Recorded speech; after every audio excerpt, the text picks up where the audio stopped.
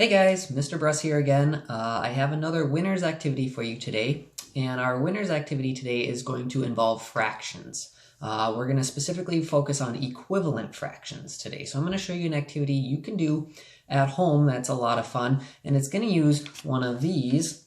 They're fortune tellers. Now, you may have used these for games and stuff, but they're really good for fractions as well. So I'm going to show you first how to make the fortune teller, and then I'm going to show you what I did with my fortune teller that works with fractions. So we'll start out just by making the fortune teller, and to make one of them, all you need is a piece of paper. So you can use a regular piece of paper, you could use a notebook paper, but that's all you're going to use is a piece of paper. And what you're going to do is you're first going to fold the paper and make a square. So what I do is I take the top corner and I fold it across to the side, and then I try and line it up as close as I can to make it fold right on the other point of it. And then I'll fold it directly across. And you'll notice when you do this, you do have this little bit that's extra down here. So what you are going to do with that is you will have to cut that off. And what I'm going to do is I'm just going to fold mine and tear mine off quick. So it might not be exactly a square, and that's all right. But the closer to a square you can make it, the better. So I'm quickly just going to give mine a fold to get that extra piece off. So I still have it in that triangle, and then all I've done is I folded the bottom extra piece both ways, and then I'm just going to rip that off.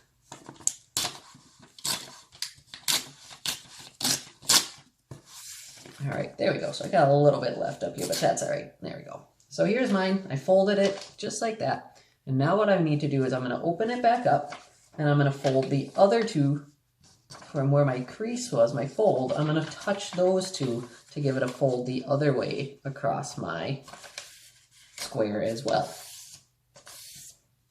So now when I open it up, you'll see my square, just like that. I have a fold up and down and a fold across it. So that's my square right now. Now keeping it with the folds in, my next fold that I'm going to do is I'm going to take my corners and I'm going to fold them right to the middle of my fortune teller. So that's what I'm going to do now is I'm just going to take it,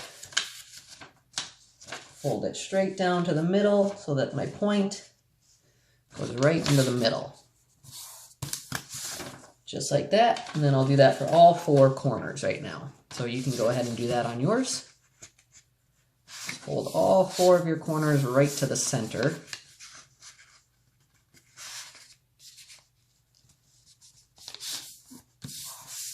Try and do it without getting too much overlap on your lines. If it does overlap, that's okay. You just might have to manipulate the paper a little bit. But when you're done, your new square will be smaller with all four of these going to the middle of your fortune teller. So what you're going to do now is you're going to fold it over, or turn it over, and now I'm going to take the corners of my small square here and fold them to the middle. Now remember, a big thing is to fold or turn it over, because we folded these ones in towards the center. Now we got to turn it over so that we're not folding on top of those other folds. I'm going to fold this right into the middle again. So it'll look like this. And then we're going to do that for all four corners as well.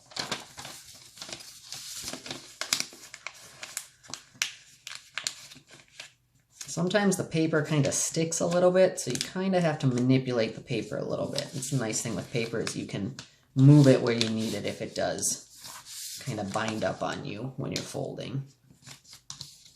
So now that I've folded them all four into the middle here, there's one more step that we are going to do, and we are going to take ours, and I like to look at this side with the square and the fold right through the middle. I'm going to just fold that down so I have a rectangle. So then what you should be able to do is open that up. You could fold it this way too, just to help you out a little. And mine overlapped a little bit right here, so I kind of have to just shove the paper to make it fold. And that's all right. And then what you should be able to do is once that's done, you should be able to put your fingers underneath it, kind of open up the little flaps, and then you should have a fortune teller. So there's my fortune teller. Now what we are going to do today is we're going to use our fortune teller to work on equivalent fractions. So what I am going to do is I'm going to put some of our benchmark fractions on the outside. You can choose whatever fraction you want to practice working with, but I chose the benchmark one. So what I'm going to start with, and I just have a Sharpie here, you can use markers, crayons, or anything you want. I'm going to use those benchmark ones. So for my first triangle, I'm just going to use 0 as my benchmark because that's where our fractions start. So I'm going to put a 0 there. And then for my next one, I'm going to go to our next fraction that I'm going to work with, which is 1/4. So I'm going to put 1. I got to do it this way. I'm going to put 1/4. There it is. Kind of hard to tell going over that fold, but 1/4. Then I'll do my next one, which will be half. So 1/2. So there's my 1/2. And then my next one I'm going to do is 3/4. Now, if you wanted to do 1 whole as a good benchmark fraction, you could do that. Or you don't even have to do those. You can make up your own fractions. You could do 2/3 if you want.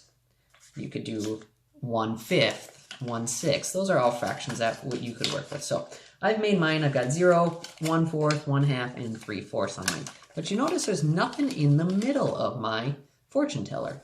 So what I'm going to do is I'm going to use equivalent fractions and put equivalent fractions underneath it. So I've made one already ahead of time with those same fractions, 0, 1/4, 1/2, and 3/4. And I even color coordinated this one. So all my fractions that are equal to 1/4 are all in green.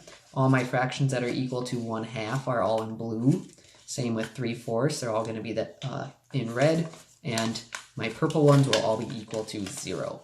So what I did was I just went through. 0 was really easy because our fractions are all going to just have 0 in the numerator.